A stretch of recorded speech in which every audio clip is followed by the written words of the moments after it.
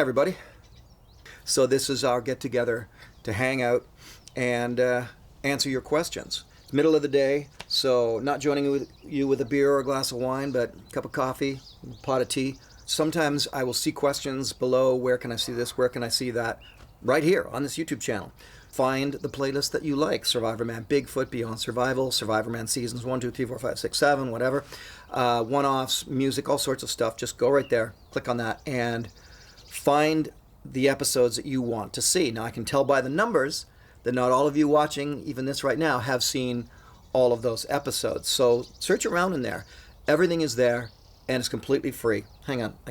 Wow, tonight has just kicked in. You know what? I went a lot of years of my life, and then this past year, I was actually doing Wim Hof, the Wim Hof breathing and the cold shower thing, and it brought about tinnitus in my ears. And every once in a while, it just sort of kicks in, especially when I'm laying flat doing the breathing. The tinnitus kicks in huge. So a little warning on that. I really value the Wim Hof breathing method. I love it. I love, there it goes again. Filling myself up with all the oxygen. And there it goes. I got away with a lot of years without having it. By rights, I should have had it 20 years ago. All of my musician friends have tinnitus. But I just developed it this year. We're just going to hang out, pour yourself a glass of wine, a beer, a cup of coffee, a cup of herbal tea, whatever your pleasure is. Let's just hang out, put it on in the background, throw on your Bluetooth speaker, do the dishes, whatever you like. This is just me gabbing at you for the next while. But hopefully you'll enjoy it, and hopefully I'll answer some of your questions. I am definitely going through all of the director's commentaries. I have many more shows to do. I've seen your messages down there of which shows you would like, and don't worry, they're all coming. Yes, including the Norway 10 days. A lot of you have been asking for that one. I'll be doing director's commentaries on everything I've ever filmed that has storyline behind it. So that includes all of the Bigfoot. That includes the Beyond Survival series. And if you haven't seen that, I really encourage you to check out the Beyond Survival series. I can tell by the numbers you haven't seen it, and it's a very powerful, it's still Survivorman. I'm going out there and I'm surviving, but I'm doing it with indigenous cultures around the world. So right down there on the playlist, click on it, check it out. There are 10 episodes there, and it was one of the most profound experiences, profound years of my life. It was like a year-long vision quest.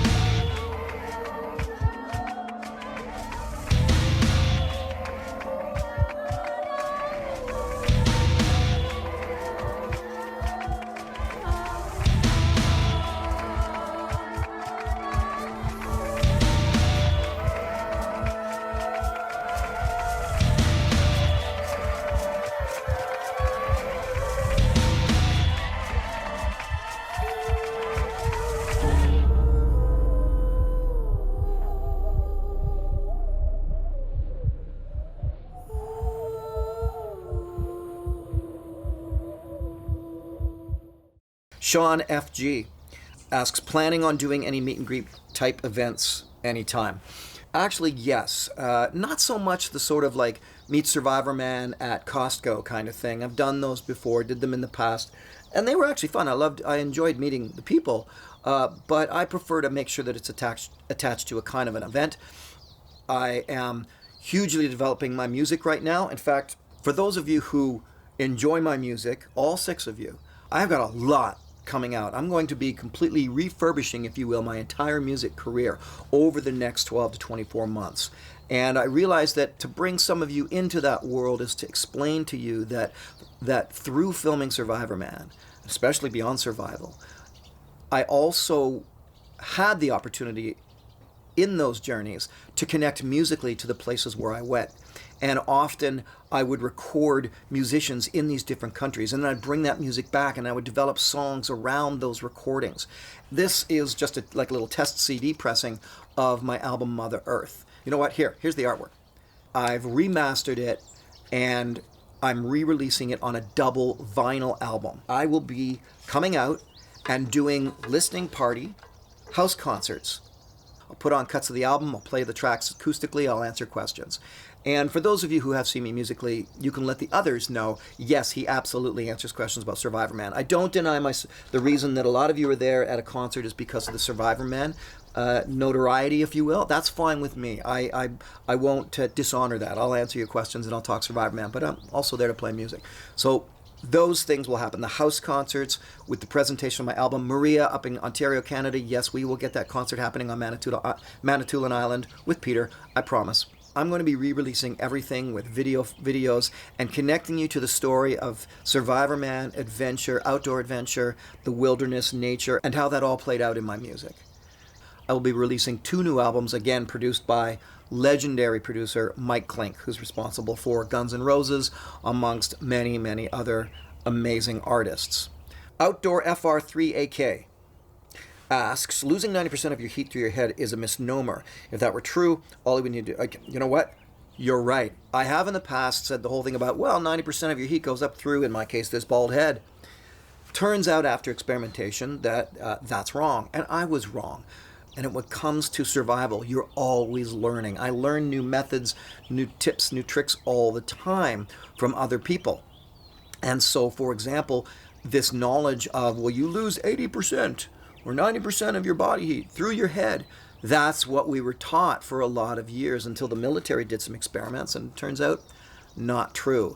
Just the same, shave your head sometime and go out in the cold and see how much you need to wear a simple hat, or how much wearing even a little lightweight hat changes everything for you in terms of keeping you warm.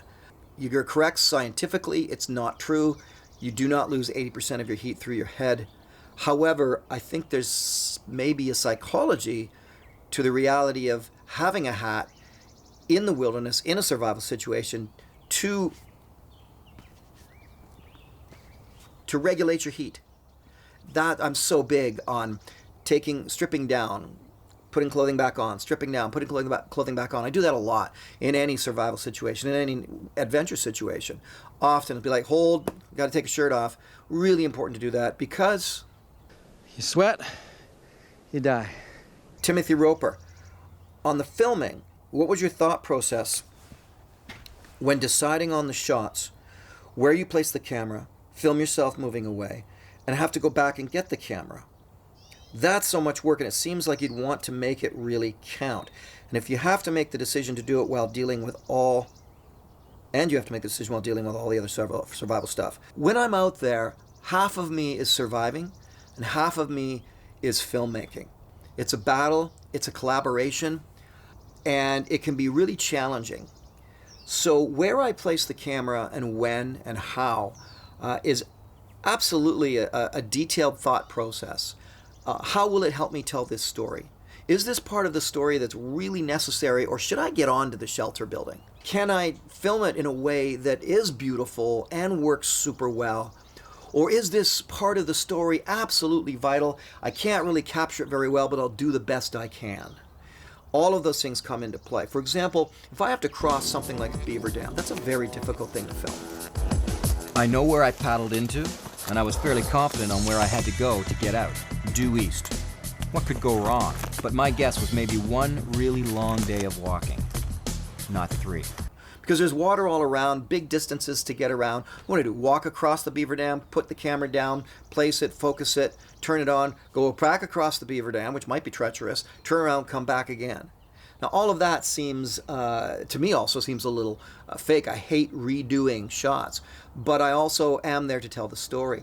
So it's very, very difficult, but in the end, so long as I'm not struggling in the survival, I'm not, about to faint and drop down from lethargy and lack of food and water, then the passion for my filmmaking does win out. I absolutely take the time to tell that part of the story because I've deemed it to be an important part. For example, in the Georgian swamps, it took a long time to walk around to set up cameras to get a big wide shot, and I set it up as a time lapse. But I really wanted you to get the feel of where I was in that Georgia swamp. And so a shot like that, or like in Argentina, the long shot at the top of a hill looking down at the little gaucho cabin that I was surviving in, took a long time. Like, when I say a long time, some of these shots might take 2 hours to a half a day to set up. So I really do have to decide, how important is this shot to include it in the story? Or am I going to waste a half a day of when I should be doing survival stuff getting what's really just going to be a pretty transitional shot? If it's just going to be a pretty transitional shot, I can do that with the shot of the leaves or the blue sky or the clouds rolling by. Doesn't have to be the big shot of me or the shot that takes 3 hours to set up. So yes, absolutely, I take all of that very seriously. Which is why, I've had people say, I've gone off and tried to do what you do, and man, it was exhausting with one camera, never mind 3 cameras. And it's like, yes, it is exhausting. And for years and years, it was exhausting. But my passion as a filmmaker is what won out and enabled me or motivated me to get up and go and get the shot. Mr. Stupid Universe 731 says, hey Les, did I ever consider going deep into the Wyoming wilderness near Yellowstone? Of course I have. There's still places I haven't gone, especially in the United States, Montana, near the Glacier National Park area, Wyoming, that I have not been to, that I would love to go to. By the way, I can't film in parks. Can't do it. I have to get special permission for any of the kind of filming I do. And for those of you who aren't getting special permission, when you say trap an animal, remember there are permits and legalities behind all of that. You have to make sure you have that all in order before you go do that and throw it up on your YouTube channel. Be careful. I absolutely was completely permitted to do everything I was supposed to do to film the episode in the Sierra Nevadas, or Colorado. Oh, I was in Kremling at the Latigo Ranch, and I went out on 2 horses. Yeah, Colorado. Beautiful. And I had all the permits I was supposed to have, and I caught some fish in that episode. And I threw the permits away, didn't hold on to them, whatever. That was dumb of me. Now we keep all the paperwork. Got contacted like 2 years later because a conservation officer, I don't know what you call him here in the States, we call him in Canada that, saw the episode, and they charged me for fishing without a permit. Because and I'm like, don't you have that on computer? Like, are you kidding me? You don't, like, check my name. No, we don't have it. And you know what? I just wasn't going to argue about it. I paid $65 and was charged for fishing without a permit. And I had a permit when I did it. But case in point, these things are really important as a filmmaker, but especially as one who's filming and producing his content and putting it out on international television. You got to have all your T's crossed and all your I's dotted, man. It's just the way it works. John Grosheim, while you did a couple of episodes with another person, did you ever consider other duo scenarios? There's a couple of answers I can give you to that. Absolutely. Why did I go out with my friend Bushman Bob? 1, he's my best friend. 2, it enabled me to have a scenario for you that realistically showed 2 people in a survival situation. And that's key. Okay, I didn't want it to just always be me. I wanted to do some group scenarios and would have. Had I continued on, I still may. But I really enjoyed doing the duo scenarios with Bob. I had some people out with me when I mimicked a situation being lost in Oregon. I would do more of those, absolutely. And I think that it changes everything. I've also done, if you look in the playlist, you'll see Survivorman 24 Hours. If you haven't watched that, it's a Survivorman episode you have not seen. And I based that on, what if it was only going to be 24 hours? What if you knew you were going to be picked up? How does that change survival? There's a lot of different ways to do it. I'll just say this now. None of which include the reality TV bullshit that you see on so many other shows. I mean, here's the scenario. How does that change survival? What should you do now? I actually really enjoy doing that. Jake Melda, you mentioned before on building your own survival kit. What are some key items to have? I developed 2 survival kits when I used to be in business with Camillus. And they fought me tooth and nail. They wanted everything to be from China. They wanted everything to be cheap. They wanted everything to be easy so that we could bring the price down. In the end, the kits never sold. Survivorman design kits, they were $99, right? Very expensive. Yeah, a lot more expensive than the $14 ones you buy at, Cabela's or Bass Pro. Why? Because those ones suck. It's key. So I could go on. This whole talk could be about survival kits. And I have done that. Go down in the playlist. Actually, that's the way to answer this, Jake Melda. Go down in the playlist. I did a whole video on survival kits. Okay, let's take a look at mine now. All right. By the way, I make no claim that this is any kind of ultimate kit and the only thing you'll need. All right, to start with, I based it Also on my own lists, this is the survival manual that I wrote a bunch of years ago. I still put this survival manual up page for page against any survival manual out there. You know what? I'm going to come back to this because someone asks about this book. A survival kit is only needed if you have to survive. Your life has to depend upon it, and people do not look at kits like they should. Think of it like a first aid kit. If you think of your survival kit like a first aid kit, you know anything about first aid, you're not going to put, just Flintstones Band-Aids in there for adult injuries. Might for kids' injuries, because that's a good way to have them smile. But you put in things in your first aid kit that help you survive something horrible that's an injury related. In a survival kit, it's all about actually surviving. So these cheap kits that you buy off the shelf, all of them, every single one, I have yet to, and I don't care what brand is behind it. In my opinion, as a survival instructor of many years, never buy a survival kit off the shelf. Make your own. Use the list in this book. Add more if there's not enough in there that you think you need, and make your own survival kit. Page one down, 30 pages to go. If you need to pour a drink, press pause and pour a drink and relax. All right, we all good, guys? D. Zander. Les, are there any recommendations you have for other survival shows to watch? Or are they all a waste of time and or dangerous? I'll answer this question two ways. Firstly, I'm not going to get into all of the other survival shows in this Q&A. But I am going to do a video that's dedicated just to the other survival shows and the YouTube survival shows and all of that. So I'm saving up your questions that have to do with those other shows. Yes, can you sense me rolling my eyes? And I will get into all of that. I recommend anything by Ray Mears. I recommend Bush Tucker Man. I recommend, that's all you get from me. We'll deal with that later. I'm going to need to have a couple of glasses of scotch for that one. Russell Gray, question, in all of Survivorman, what was your most miserable place you found yourself? What was the most challenging? How did you adjust yourself for it to overcome it? I've answered this question before in various interviews here and there. Here's the answer. It is always going to be the most miserable. Not anything to do with geography. Temperature. Where is it cold? If it's cold, it's miserable. You can't stop when it's cold. You have to keep moving. You have to keep affecting your survival. Your survival has to be proactive. Gotta keep moving. Gotta keep moving. That's what they say in the north. I will admit that as much as I adore the deserts, I find the deserts, I get so gross and sandy inside after a while. I don't like the way I feel in a desert. And the heat is oppressive. I kind of love it in the jungles, but cold. If it's cold, it's tough, man. That is your challenge. What do I do to overcome it?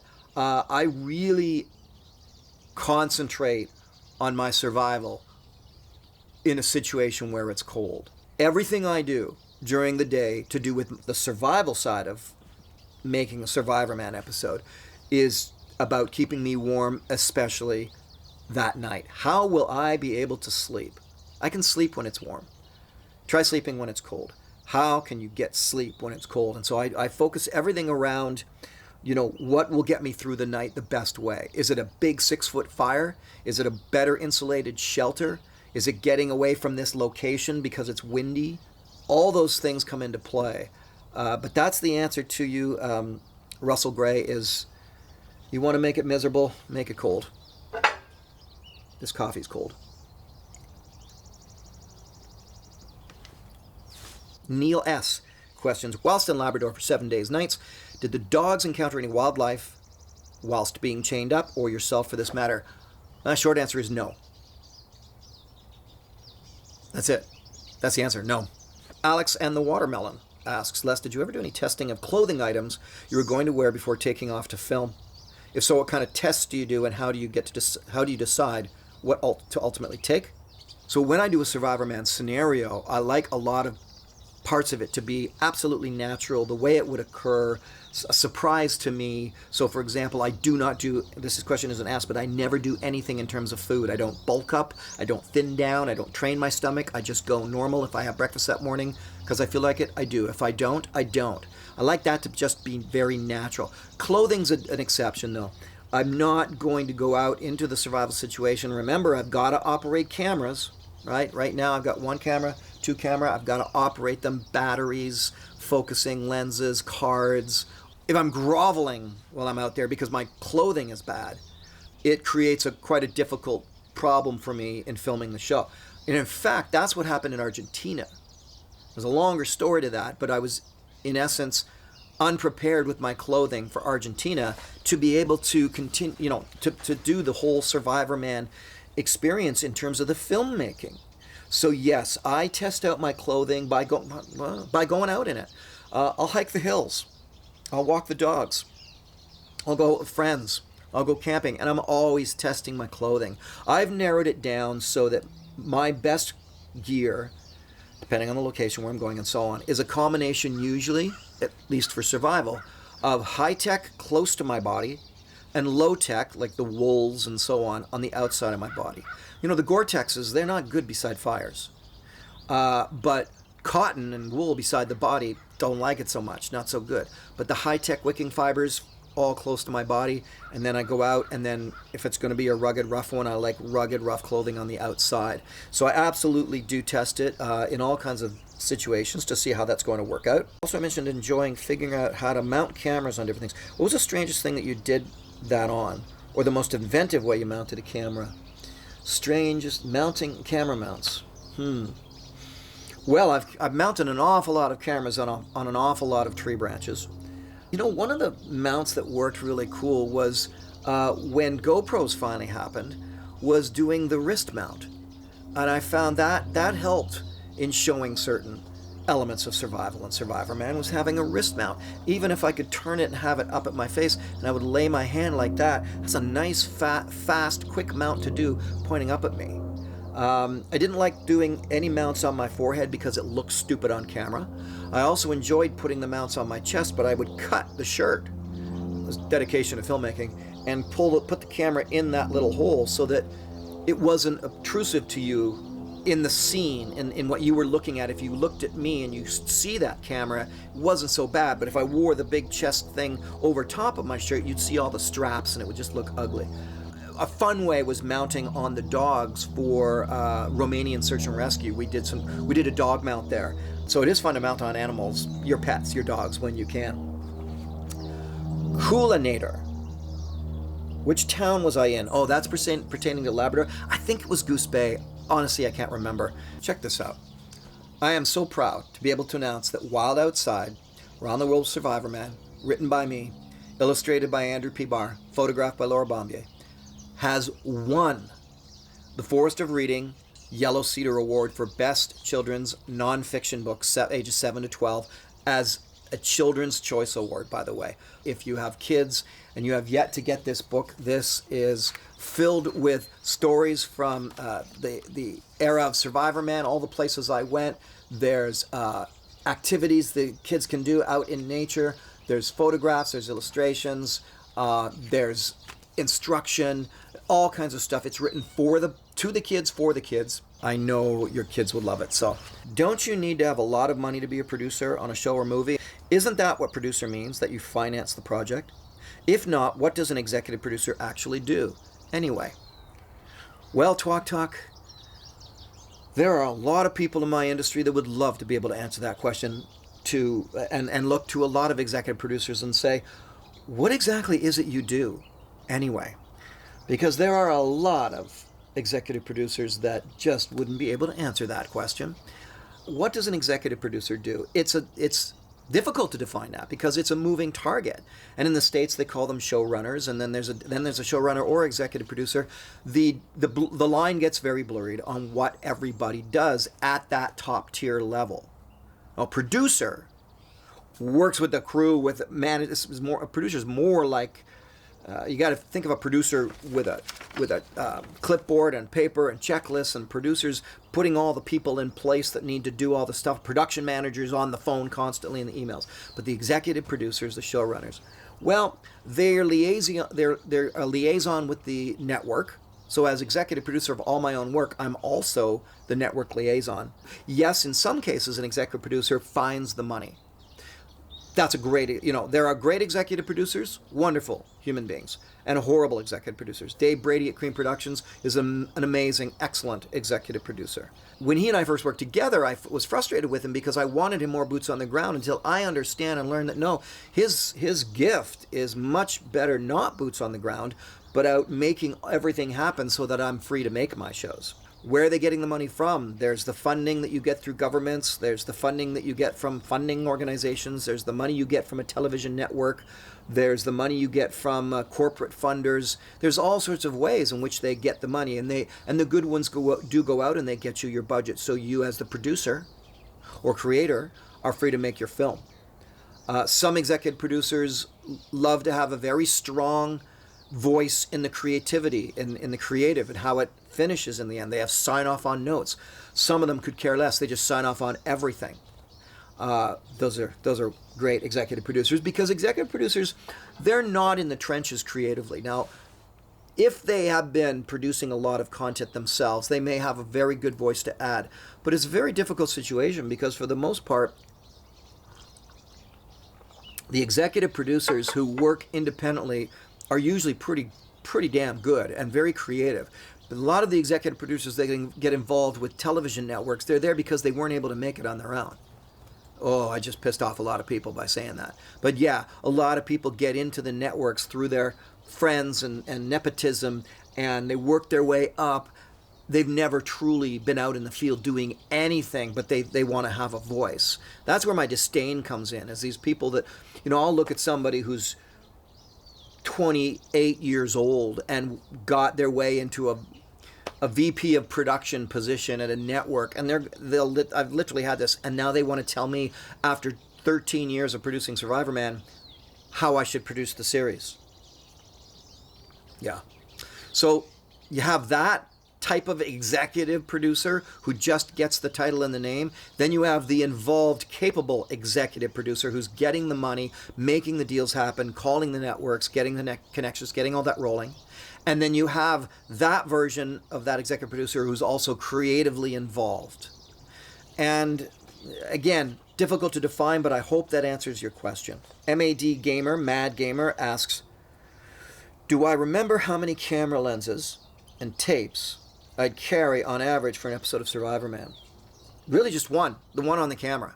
I didn't do a lot of lens changing. It wasn't that kind of shoot. It was too down and dirty, too rugged to spend a lot of time messing with beautiful glass, as we called it. I love to, but I couldn't on Survivorman. If I'm doing wildlife cinematography, yeah, then lenses are on and off all the time. But with Survivorman, I plopped on my one wide angle, and that was it. The best way to answer this would be to say I'd have at least 50 hours worth of cards that I could fill up. I like to go by the old methodology of documentary filmmaking, roughly 40 to 45 hours of content footage in the field. Content is king.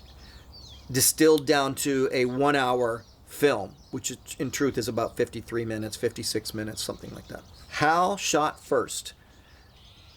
Did I always try to look for ways to raise the stakes when I was in the planning stage for an episode, or during the shooting of an episode? Or were there times when I got out into the field and realized I'd already had enough on my plate? That's a very interesting question.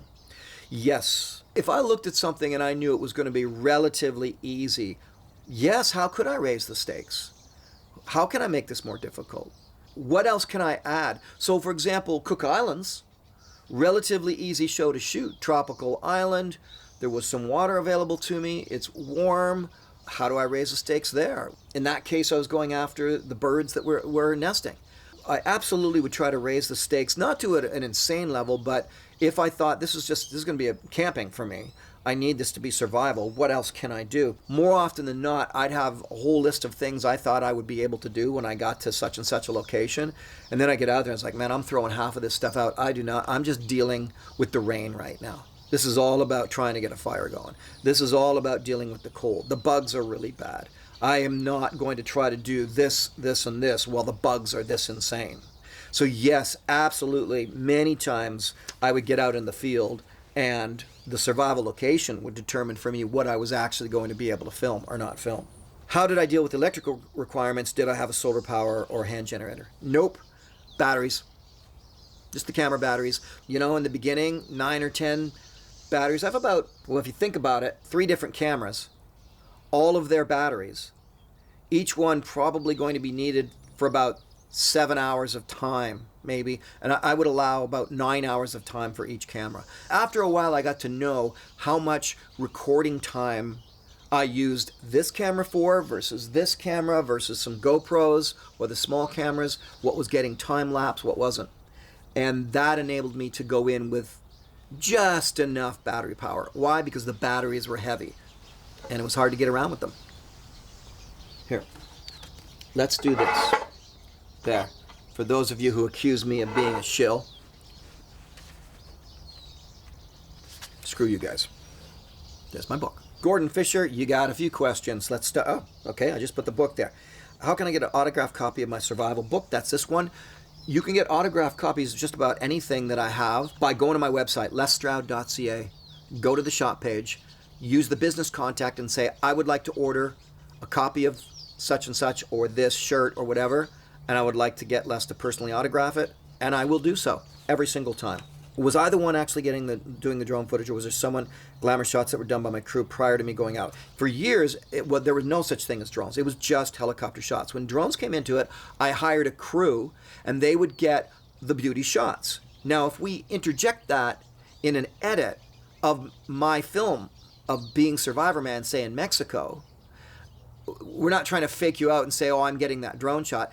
Those are called transitional shots to help carry the story forward. And sometimes those drone shots would actually be filming something that I'm mentioning on camera in the episode. So that was a beautiful moment because the drone shot really supported my storyline as I was giving it to you. And then over the years, rather than hiring crews to come out and film, like, because those guys were like they'd be, in the beginning, they were like $3,500 a day.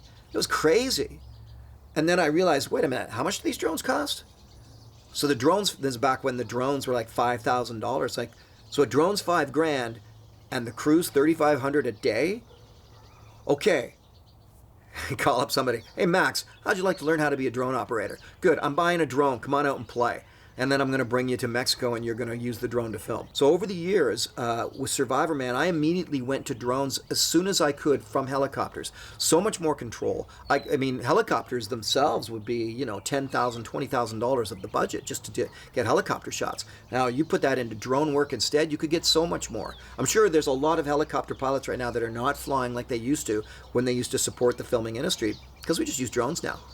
And there's a lot of people who, for about 3 years, cornered the market on being drone techs and drone geeks, and they did all of their drone flying for you and charging you $500 a day. They're not getting the call anymore either. Why would they? I could, here, take this Mavic and go get me some shots. It's so much easier now. Now I am doing my own drone stuff because I can take a Mavic Mini out with me that weighs, legally is a 240 gram drone. Those of you into drones know what that means. And I can film myself, and I'm really enjoying that. Because now I can, if I'm going to do a Survivorman thing or anything survival, I can say, let's pop the drone up and I'll show you where I am. And you get to see, oh my gosh, he really is out there. Is there a specific reason the 20th anniversary collection isn't on Blu-ray? Thank you. Oh, actually, sorry, that question comes from Chrome Enthusiast. Chrome Enthusiast, here's the 20th anniversary collection. This is filled with 76 films. Everything I've ever done, Survivorman, Bigfoot, Beyond Survival, one-off documentaries. This is all my work, 20th anniversary. But if you don't want to get this, it's still all free right here on YouTube. So don't worry if you can't afford this package. This is just a beautiful collector's item to have. There's only a few of them left, but I don't mind if you don't buy it. You can keep watching on YouTube. But if you do get it, you get a lot of great stuff here. Why isn't it on Blu-ray is the question. Because if I'd put it on Blu-ray, it would have cost you about $600. Sorry, Chrome Enthusiast. I wish it could be on Blu-ray, but I'm not Marvel Entertainment. I can't produce a whole bunch of discs in Blu-ray and then keep the price down. All right, everybody still relaxed? We chilled? I know it's a lot of me talking, so hopefully you're enjoying it. Okay, Tim Wood asks, did you ever have to not film due to low batteries and miss something you wish you had gotten? Yep. Day 5, day 6, I'm really watching the battery consumption, and it can be tricky. There have been times I thought I really love to film this, or I should do this and film it, but I got like 35 minutes of battery time left, and I still have to film my exit the next day or whatever on day 7. Over the years, I got much better at knowing how many batteries to have, really. The first season and second season, though, I made some mistakes in terms of how many batteries I carried. Yes, there were times when I'm like, uh-oh. I'm sure I lost a few scenes, absolutely. Okay, Jansen Art. What was my most relaxing night of sleep? What a great question. What comes to memory from my most relaxing sleeps were probably some of the nights in the deserts. Because it's, maybe it wasn't that cold, or maybe I had a good fire going. If I get to a point where I'm snoring and I'm not caught in REM sleep, I'm not dreaming, it's a good night. If I dream all night, not so good, right? You got to get deeper than that. And that's really tricky and hard to do in a survival situation. Universa asks, what brought me to new incredible levels of awareness beyond the education given by the instructors when doing Survivorman?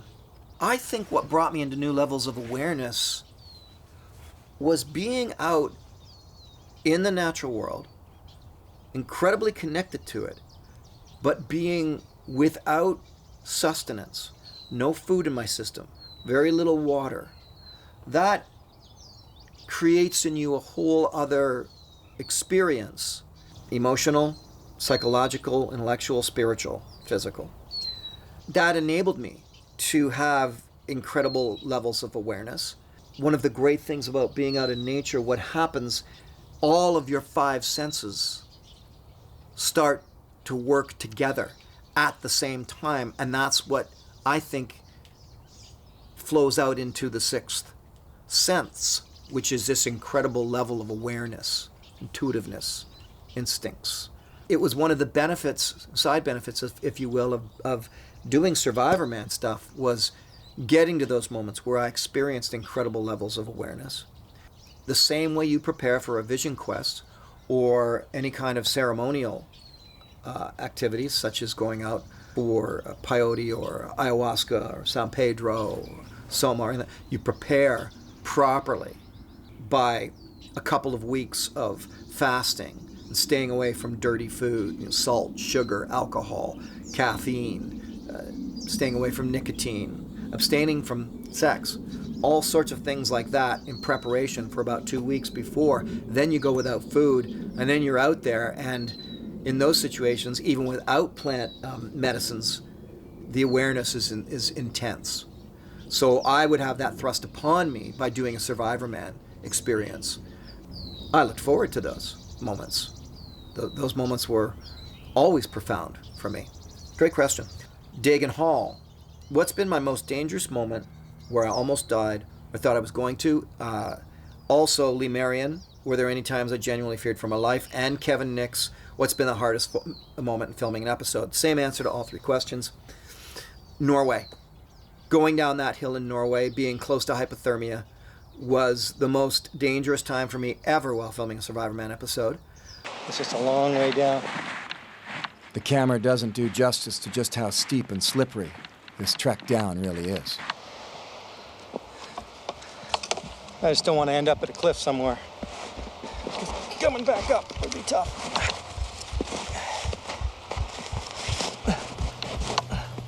Trying to see my way down, but snow's getting in my eyes. Going down's a lot easier on the cardio, but a lot harder on the legs. That's for sure. I wasn't expecting this. Everything is conspiring to put me in a dangerous position. I knew this area had a trail I could use to get down the hill, but I keep losing it. And now I'm getting wet in all ways. My sweat, the rain, the snow. falling and slipping down the hill was ripping my clothing apart. Just keeps getting steeper. And these are slippery boots. I'm past the point of no return now, and I can't go back up and make it to the cabin before dark. Exhaustion is overtaking my legs, and I'm soaked to the skin. It's starting to feel like a bad idea. It's only been a few hours, but the landscape I've put myself in is steeper than what I'd hoped. And most of the time I'm climbing down a slippery and rocky hill with all of the weight of the cameras on my back. I'm making my own recipe for disaster.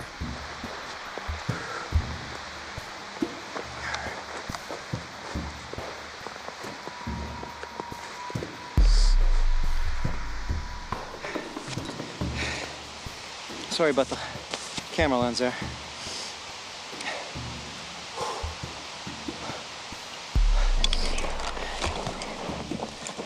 I can't believe I'm actually crawling downhill. But this snow is making all these rocks really slick. And it's a long way down.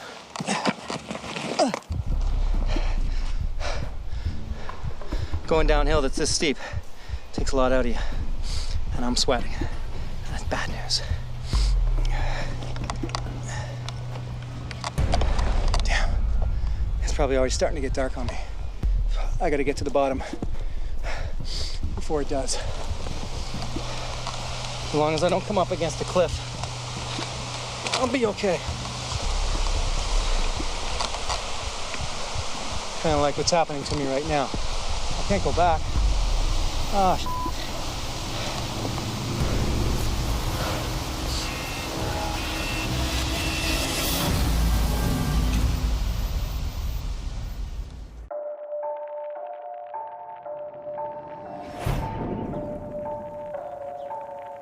The heat stroke in the Kalahari was also very, very rough, and that was kind of a wake-up call to me to be better prepared. For hours, I have flirted on the edge of near-fatal heat exhaustion.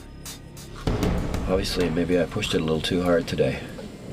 Even though I sat in the shade for a long time, I mean, it was like being in a worldwide oven. This is the toughest night of survival I've ever experienced.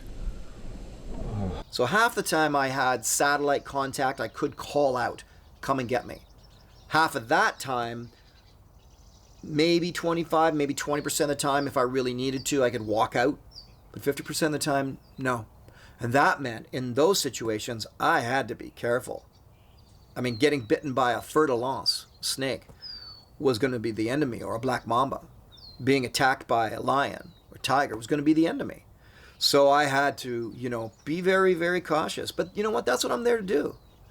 And to be a little cocky is to say, and I know what I'm doing. That's what this is all about. Do I carry a gun? Why don't I carry a gun?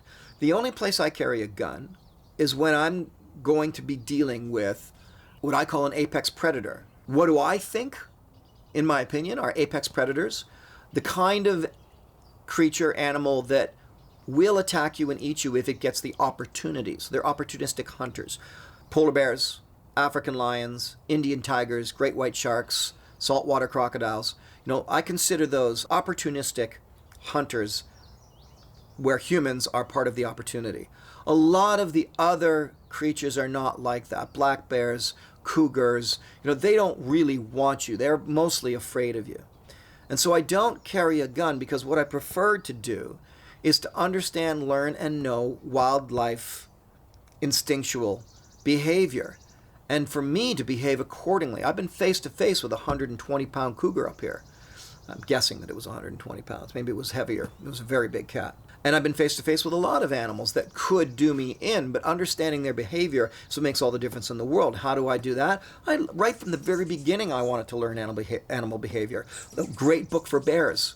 If you're worried about them, read Stephen Herrero's Bear Attacks, Their Causes and Avoidances. That book will answer a lot of questions for you. Understand animal behavior, and you don't need to walk around with a gun. I know a lot of people say, I would never go out there without a gun. Well, I do. I spent my whole life being out there without a gun. I'm not an idiot. I'm not foolhardy. I've done the training, I've done the learning to know how to be out in grizzly territory without carrying a gun. But if I'm in polar bear territory, I do have a rifle with me. Absolutely. because it's too precarious and too unpredictable.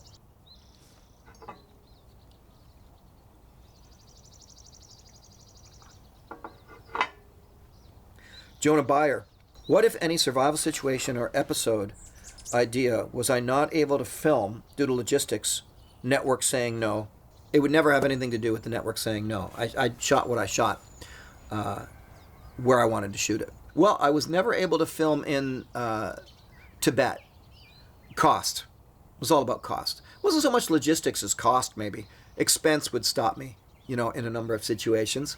There was always a way to figure out how to go somewhere remote. And that's really the only one that comes to mind. Most of the time, everywhere I went, I wanted to go, and I got there. Connor Somerville wants to know, how did I record my audio on location?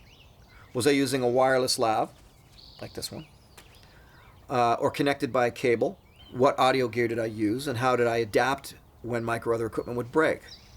Also, Charlie Droves also asked, location sound, what did I use? Shotgun or Omni mic? You guys definitely do filming, so you want to know. I noticed very little change in the audio when I switched between different camera perspectives. Was the camera recording audio, or was it an external audio recorder? Let's first put it this way. Audio is vital. We're always usually hiding it, sometimes in the cap, that sort of thing, so that you, as the viewers, see a more natural thing. If you can see the microphone, that can be a little disruptive to the eye. You do notice it, right? Always wear a lav mic, because great sound with the voice is vital, absolutely vital. You can watch a bad picture with good sound and you accept what's going on, but you cannot watch a good picture with bad sound and accept what you're watching. It drives you crazy. For example, the sound of a waterfall. If there's a sound of a waterfall and you never get a chance to see that waterfall, it's very confusing. You're going, what's with the babbling brook or the water that I hear? You need at least a 2-second cutaway. Oh, there's water beside him.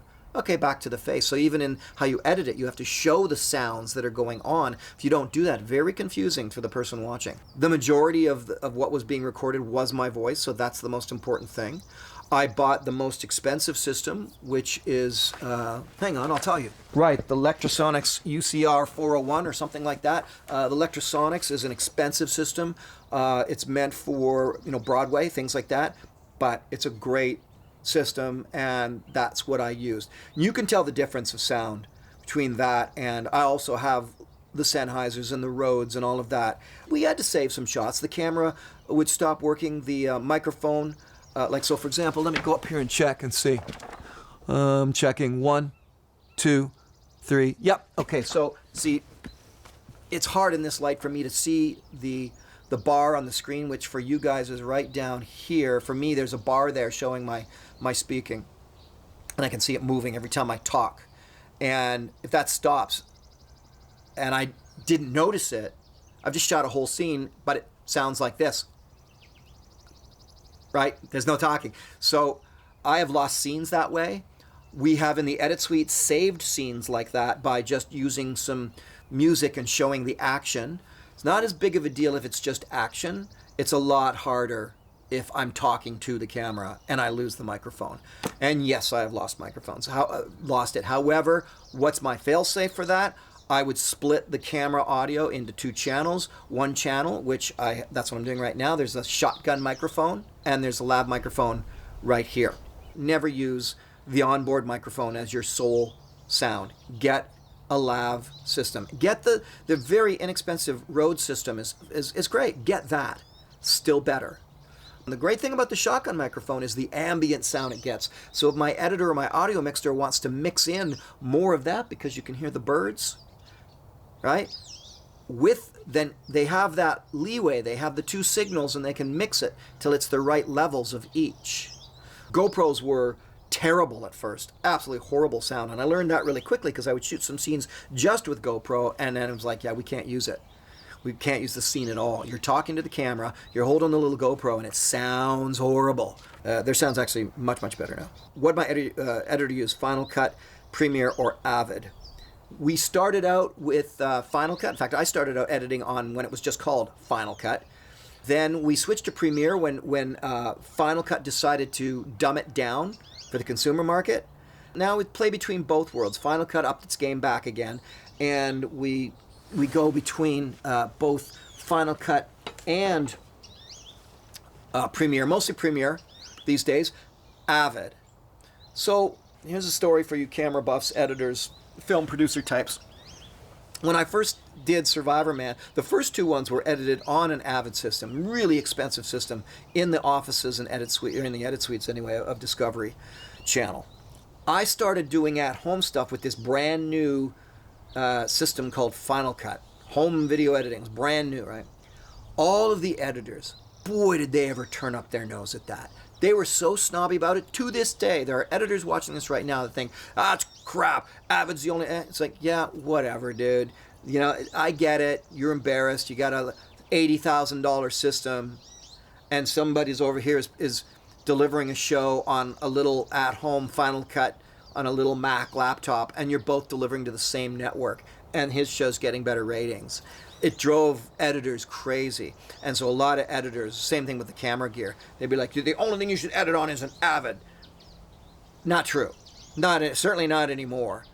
Because it's in the skill set of the editor. So Final Cut, Premiere, Avid are all phenomenal. The problem with Avid is it's huge and clunky and expensive. And I've got a friend who's my editor who edits on Premiere and sometimes Final Cut, but he's doing a project on Avid right now. He says driving him crazy. It's so big and clunky. That's just for us film nerds. How did I become comfortable in a foreign land at night by myself? Is it just getting accustomed to it? That's again from Charlie Droves. I am always quite nervous for the first 2 or 3 nights. By the third night, I feel great. You get very accustomed to being out there, but it always takes a couple of nights to get used to it. India took a while longer. Africa, the jungles, but in Canada, North America, whatever, not a problem for me. Can I re-release the soundtracks? If enough people bought them, I would, but no, they're going to have to be collector's items at this point. Okay, so the question from Rob Snyder is, how much did the beanbags play into my filming? A lot. So these little beanbags are called The Pod, thepod.ca from Canada. I don't know if they even still make them, but I found them somehow, and then I bought a bunch of them. At one point I think I bought them out. These little pod beanbags for Survivorman type filming were indispensable. I used them on every shoot, constantly. And why? Because I could take a little camera and I could plop it on here and I could put it down in the mud. And I could adjust it really easily. Not always. They don't do well with heavy cameras, but the smaller cameras work really nicely on these. And not even so much GoPros, more like the small 4K cameras work on these really well. And I used this constantly for years. So there you go. Shout out to the pod. Keith Bowler. What do I recommend with someone who has no experience? What do I think the marks of a good outdoor camera? Anything that I feel should be avoided in general or does not pay off, like gimmicky gear, features that never come into use. For someone who has no experience, that's really simple. Go get some. Film, film, film. Film your cat, film your dog, film the birds, film the trees. Get still shots, moving shots, panning shots, rack focus shots. Go on YouTube and watch 50 videos on it. Offer yourself up for free to film other things. Film a wedding for a friend for free. What do I think are the marks of a good outdoor camera? What's just marketing hype? I don't know how many cameras market for the outdoors other than maybe GoPro. Rugged, able to handle misting, maybe even rain. Battery life, vital and important. And make sure that your hands don't accidentally hit certain switches and buttons. For years, I think it was a Canon camera, where there was one particular button that was in the way, no matter how, every time you pick the camera up, and if you hit it, it would switch to manual focus and you didn't know it. And I have a lot of scenes my editor just got so frustrated because I'd be out of focus. I'm talking to camera and it shifted from automatic focus to manual focus, and it was set to like 100 yards and I'm just blurry. So you want to watch for that. Speaking of rain, here comes the rain that I was expecting, but that's why I set up right here. I'm just going to shift everything in a little bit so I can keep talking. We're not done yet, folks. All right, hopefully I'll be okay here. Just underneath the roof line, so we'll let the rain happen. And if you can see right there, my little pup has dog has the little girl has joined us. Let's continue. I was talking about the camera, good marks of a good camera. Anything that I feel should be avoided or doesn't pay off. Gimmicky gear, features that never come into use. Let's think that one through. Well, I suppose the answer to that is avoiding anything that is too finicky, not durable, not rugged. Let's face it, I beat my cameras up. I mean, on Survivorman, I would absolutely, the cameras became disposable. By the end of a season of Survivorman, those cameras were given away. Sometimes halfway through the season, sometimes even sooner. You can't afford to do that, just to make a camera disposable, especially if it's a $2,500 camera or $5,800 camera or whatever. That's ridiculous. Compact, rugged, without a lot of finicky switches and things. So go to the store, hold the camera, imagine using it different ways. Like I was saying with the Canon, there was that whole automatic focus button was in the wrong place, because I'd shift a camera, I'd grab it and shift it like that, not realizing I just hit the manual focus. Very frustrating. Billy Lothridge, 3 questions. Are there any episodes where some events showed in the show were out of sequence from how I filmed it? Great question. Very rarely. The reason why it was rare was because I preferred to show the chronology of the story as it happened. But on a few occasions, we would have some floater scenes. Does it matter that you see me add roofing material to the shelter on day 3 or day 4? Nah, it doesn't matter so much. Oh, good, because on day 4, we need a break in this other stuff you filmed, and we need a transition just to get us from one place to another. Barry would say, do you mind if I edit in this sequence, this scene of you adding some leaves to your shelter in between the plant that you gather and the fishing you go after on the 4th day rather than when you did it on the 3rd day? And in those situations, it was fine to do it. It didn't detract from the truth and reality of what I was going through out there. But if it was something where it made it look like I had a rougher go of existence or an easier go of existence, then we would not make the move. We wouldn't shift it, because that stretches the story way too far, and makes it look like it was harder than it truly was. Would never do anything like that. How have the experiences, still Billy here, Billy Lothridge, how have the experiences I had in these scenarios changed how I do things at home? And if so, what was that epiphany moment? No, and I suppose the answer for that is because me being out filming Survivorman is part and parcel of who I am, period. And everything I do. If Survivorman changed me in any way, it was creatively. It taught me that I have a creative voice, and it taught me how to use my creative voice. Not so much personally. Like I keep saying, man, I am who I am, and you get what you get. And you're free to call me out on that if you think otherwise. And I'll delete your post.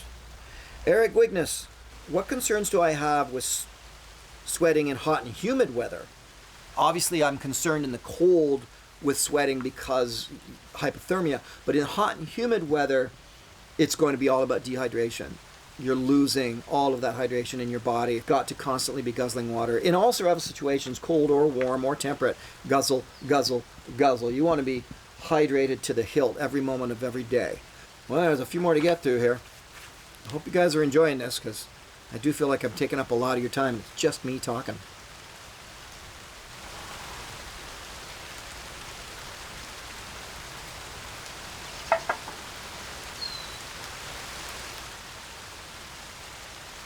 This is such a great spring. It's been so dry here so often, and now we're getting some good rain. Uh-oh. Ah! Now I'm getting wet. Christian Adventure Films. Question: when you are shooting an episode, do I have a pre-planned idea of different shots I'm wanting to get for different scenarios, such as walking and talking to camera as opposed to a 3-camera setup, or walking up to a camera talking, or a big wide shot that I walk through as opposed to a close-up shot, or stepping on the ground in front of the camera? You know my filming so well. Or do I, in the moment, as I'm doing something, decide what shots I want to get that will look best and tell the story? It's both. It's absolutely both. As a filmmaker, I absolutely go in with shots I'd love to get. Like, oh man, I tried so hard to get the dogs in the dog sledding to step over top of a camera that was underneath a sheet of plexiglass filming up through the snow. Oh my gosh, that was so hard to make happen because they did not want to walk across it. So that was like a big setup I wanted to do. Yes, they're definitely, I'll look at an area, at a place, and I'll think, oh, I want to make sure I get this. I know, if I'm going to the tropics, can I set up a shot that's on the end of the spear as I go spearfishing? Definitely would go in with some filmmaking ideas, concepts, and plans. But at the same time, yes, opportunities would then just present themselves to me like, man, if I shot this from this angle, that would be so cool. In Africa, I shot a very dangerous shot that I learned later where I saw these big holes in the side of a hill. And so I put the camera into those holes. That was sort of on spur of the moment. I didn't realize I was poking the camera into a wasp nest. Got lucky there. But that was a spur of the moment thing to film. I want to satisfy my curiosity about some of the holes in the mud wall. Big mistake.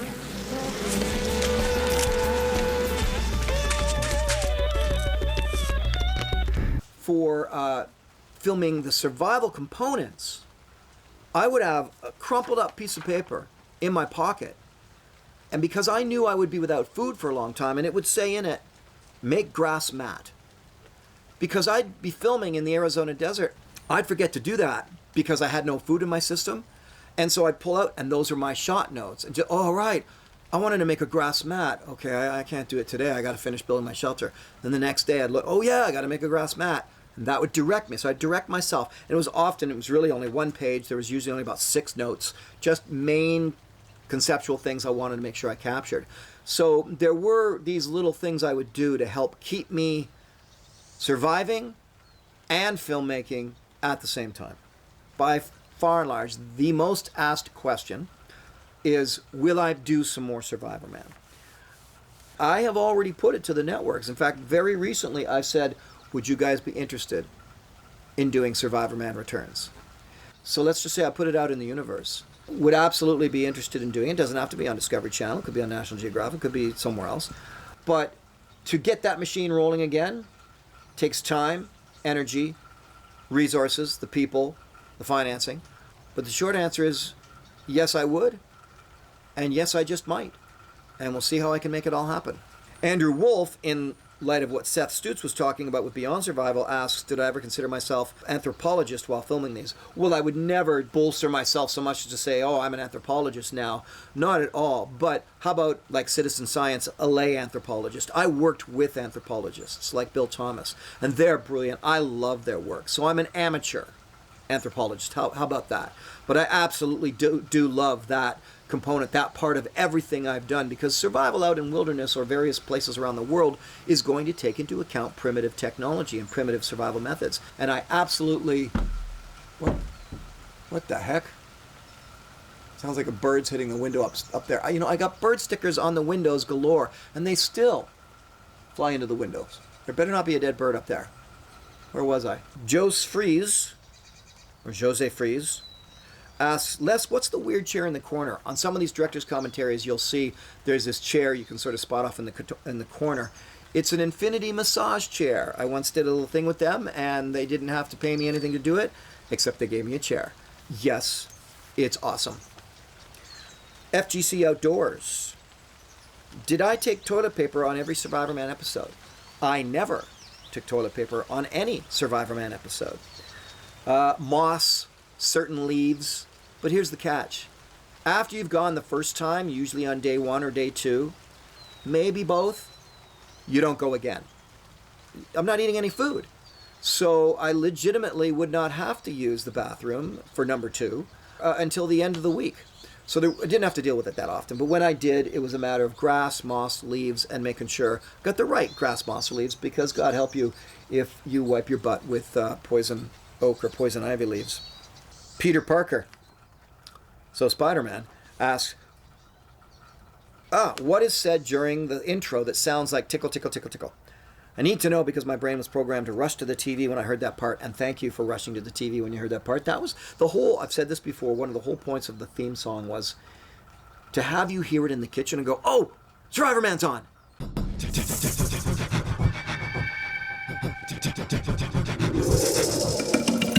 I wanted that kind of theme song. I wrote all of that myself. I played every instrument on it. I produced it in my basement, in a little room in my basement with Logic Audio as my software system. That sound is me in a microphone going, hoo, shaka, hoo, shaka, adding some echo to it, adding some reverb, creating a loop, and putting that in there. And that's what that is. I'm not saying tickle, tickle, tickle. I know it sounds like it, but that's me doing that sound on a microphone.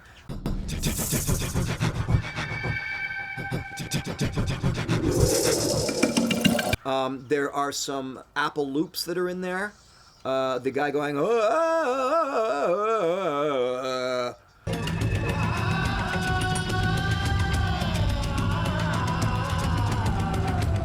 the bass riff is me. The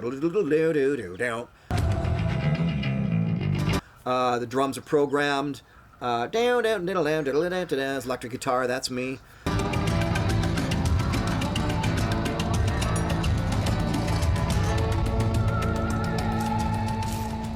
Jesse Kent. Any clothing that I still have from my adventures, like my mucklucks, anything I've made. Yes, I still have the mucklucks. I still have the sealskin pants and caribou parka. You know, anything that was very special like that from Survivorman, very special to me, I still have. I kept my souvenirs, if you will, and put them up on the wall usually. The third AVB, while I'm still using physical media for recording video, how often did I have issues with the film going bad in some way or not making it intact to the end of the week? Oh, while I was still using tapes and things like that. Maybe 3-4% of the time, guessing at a number there, but let's just say once in a while, yes, a tape would crap out on me. I'd have to deal with it. As I've said earlier, I have lost scenes because of sound cutting out, tapes crapping out, batteries dropping and I didn't realizing it being blurry when it really can't be blurry because I'm talking directly to camera. So all of those reasons caused me to lose scenes, unfortunately, along the way. Did you know I had a podcast? Yes, it's called Surviving Life with Les Stroud, where I interview friends of mine, different creators, different people. Some of it's on the subject of survival, some of it's on Bigfoot, some of it's on art, a lot of it's on art and creation and being effective and living an effective life. So if you didn't know that. These are the words of people who make a difference. Bruce Coburn. The first people to die are the peacemakers. That's a tragedy. It shouldn't be that way, but that's what happens. The peacemakers stand up and go, look, we can work this out, and somebody shoots them. George Stroumboulopoulos. This industry is not any more or less important than any others in terms of the people who do it, but the impact is significant if you're irresponsible. Mike Klink. That's the beauty of making music. There is no right or wrong. David Suzuki. Who the hell do we think we are that we wanted to find everything in our legal system around us? This is just madness. Morris Kochansky. The best thing I ever did, and the best time of my life, was when I was in the high school and the Sea Cadets. I'm Les Stroud, also known as Survivorman. I love to be inspired by creators. I love to feel the power of motivation welling up within me upon hearing what drives others to live effectually, to never stop putting powerful energies out into the world where the rest of us can benefit. It's easy in this life to become complacent, but not if you listen to the real-life stories as told by the people I meet with for this podcast. These are not interviews. They're casual discussions full of insight and depth. Surviving Life with Les Stroud is meant to fill you with a sense of awe and inspiration enough to motivate you to live better, to accomplish more, to create. You can do much more yet with your life. Come and survive it with me, Les Stroud. What are you worth?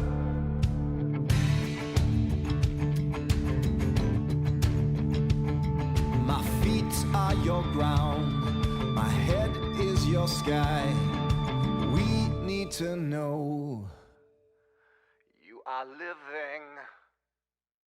Check out my podcast wherever you get your podcasts, as the saying goes. I have really enjoyed making them. It's on season 2 now, so I'm up to just about 40 episodes at this point. KRG 927 asks about the most difficult climate to survive in. I've already answered that in detail earlier, which was, of course, wherever it's cold. Do I have a more enjoyable type I prefer regardless of the difficulty? Yes, absolutely. I want it to be 70 during the day and 70 during the night. If I can get, realistically, let's say it's 85 during the day, and then 70, 65, 60 at night. Easy peasy. Robert Vincelli asked a question about the Labrador episode. How'd my crew find me? Did I have a way to communicate my location to them? No, not in that situation. What it was they knew the dog sledding trail that I was planning on ending up on. In many ways, they were hoping I was there. So I did end up on that trail, as you saw in the film, and then I land at the survival cabin, and then I stayed on that trail as I continued on. So that's where they were hoping I was going to be. And fortunately, I was. Phil Duos, whatever happened to the survival show with the teenagers? So there's a show I did called Survive This. And you wonder why I rant on about the business of filming. Here's one of the reasons. I loved doing Survive This. We did 2 seasons of it. You can just Google Survive This, and you'll see it somewhere on some network. It was great. I was working with teenagers, and they had to survive. I was the mentor and the judge and challenger and all this sort of stuff. It was great. But in the end, that was back in the early days of my experience as an executive producer. So, and I didn't have I had a lawyer that really wasn't that good at what was necessary, signed the wrong contract.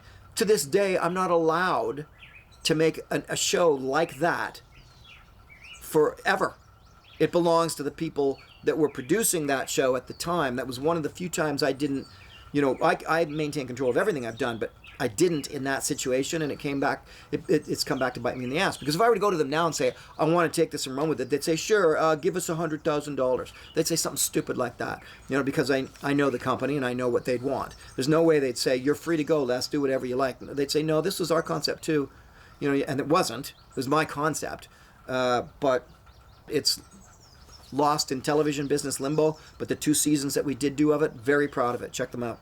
The Spice Melange asks me, what was the episode where I built an igloo and had the whale blubber that did so many things in my survival? That was season 1 in the Arctic. So go to the playlist, check season 1, and go to the Arctic episode. That's the one you're looking for. Mush asks, which location caused me the most issues with my camera gear? They're guessing the jungle episode. Bang on. That was this. The humidity invaded every camera. Until I was down to 1 camera really soon in the shoot. I thought actually, for a long time, I thought it was at the end of the shoot. It wasn't. It was early in the shoot that I was losing. I noticed that because I did a director's commentary on the jungle episode that you can go watch. And that's when I noticed, oh my gosh, I think I lost the camera use in the second or third day. Humidity. And intense heat. I learned to keep the cameras in the shade.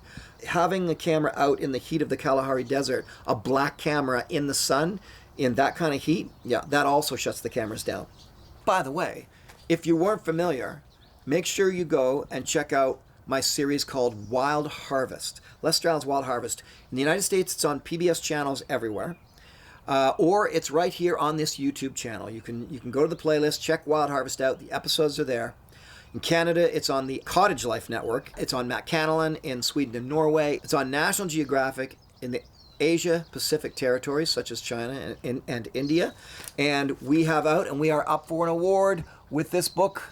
That is the Wild Harvest recipe book. We're now up for an award for this book. Mostly Paul is, because they are all his recipes. But this book is available from season 1, and we will let you know if we win that award. And of course, the DVD is always available. You can pick that up through my website. Woohoo! Beautiful little rainbow. Dinner. This perhaps is the most incredible kitchen scenario I've ever had.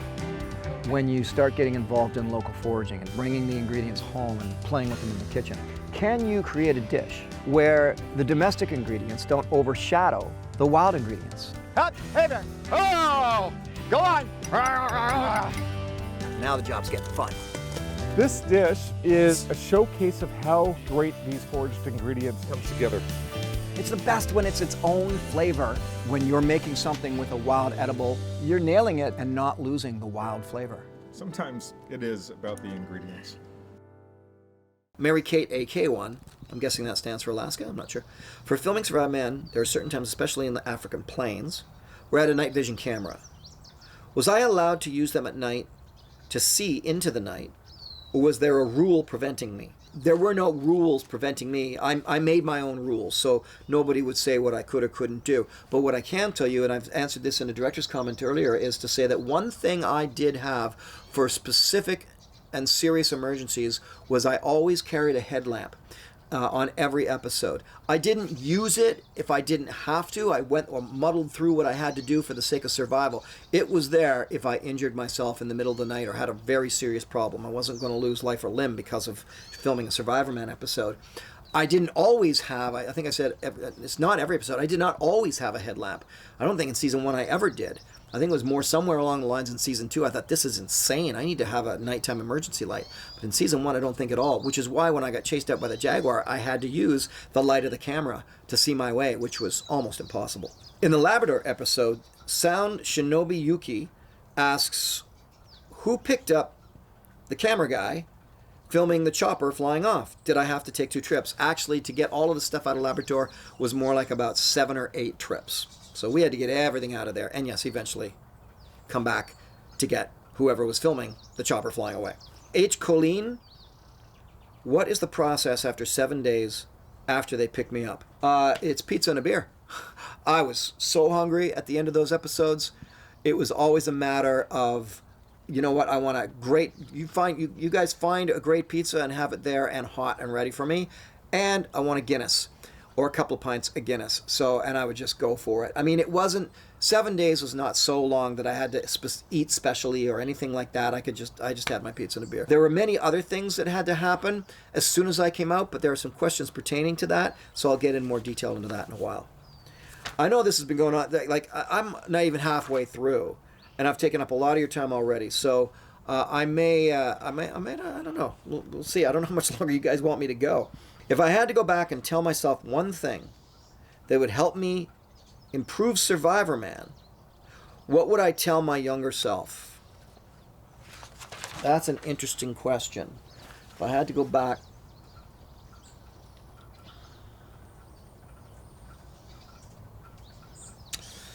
I think I would go back and I would tell myself, just keep getting through it. This too shall pass. A lot of times those things, those expeditions, those survival ordeals that I was filming could be pretty rough. And the loneliness was always quite difficult. The business that was going on all around me could make things difficult. I would give myself some business advice and say, don't get too caught up in what was going on with the network executives because they're going to be fired soon anyway. And then there's going to be a whole new crop of them, and then they're going to be fired, and then there's going to be a whole new crop, and then they're going to be fired. So I would, in the early years, I would have let a lot of that stuff go, and I would have done things a little differently. Relax, breathe deep, this too shall pass, you will get to the other side of this. Enjoy this moment and make the most of it. Really dig in. I did do that for the most part, but I'd advise myself to do it even more and enjoy even more of it. And I would also advise myself to not hand off so much of the beauty B-roll footage that the other guys got to do during the later seasons. I missed doing that. I missed filming the wildlife and the birds and the bees and the leaves and the time lapses. I would have stayed behind another week and just gone and shot all of that stuff to mix it in for the B-roll. I really missed that over the years. So that's something I would advise myself. Guys, I feel like I've kept you for a long time already, so I think I'm going to close this off here. And the next bunch of videos, you know what? I'll just keep going until I have all your questions answered. So you don't need to leave new questions. I got them all. I got them printed. Thanks for hanging out with me. I am going to keep doing the director's commentaries. More of those to come on every episode I ever did. Don't forget the playlists here in this YouTube channel. That's where everything is for free. And I'm really honored and thrilled that you continue on this journey with me. Kilowatt 35, Sky Galvin, Craft Yard, Lone Wolf Poetics, Jay Biebermeyer, Julio Diaz, Jay Hard, David's Outdoors, Tanner Sloan, on and on it goes. I've got your questions here. The Goodest Boy. Yeah, you're all here. David Chavez, Oleski, Slobravik, all your questions are coming. Until next time, guys.